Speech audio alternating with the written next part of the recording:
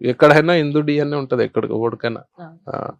So దాని గురించి ఎన్ని మాటలు మాట్లాడినా అంటే ఆయన్ని ఎంత అభిమానిస్తారో డిప్యూటీ సీఎం అయిన తర్వాత కూడా ఆయనకి అంత శత్రువులు ఈ రకంగా హిందూయిజం ప్రకారంగా పెరిగారు అనుకోవచ్చా? డెఫినెట్ గా ఇప్పుడు ఒక మాట ఇప్పుడు పబ్లిక్ లైఫ్ లో వచ్చినాక నేను ఒక మాట చెప్తే 10 మందికి నచ్చుతుంది, ఒక 2-3 నచ్చకపోవచ్చు.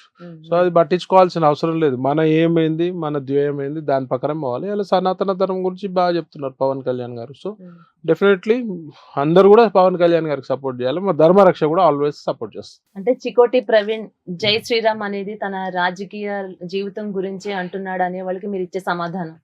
జై శ్రీరామ్ అనేది రాజకీయ జీవితం గురించి అనాల్సిన అవసరం చికోటికి లేదు. Chikoti open book, fair and frank. నేను ఒక సందర్భంలో ఎవరన్నా అడిగారు బీజేపీ ఎక్కువనా హిందుత్వం ఎక్కువ అని చెప్తాను. మీ ఇంటర్వ్యూలోనే చెప్తాను, నాకు హిందుత్వమే ముఖ్యము.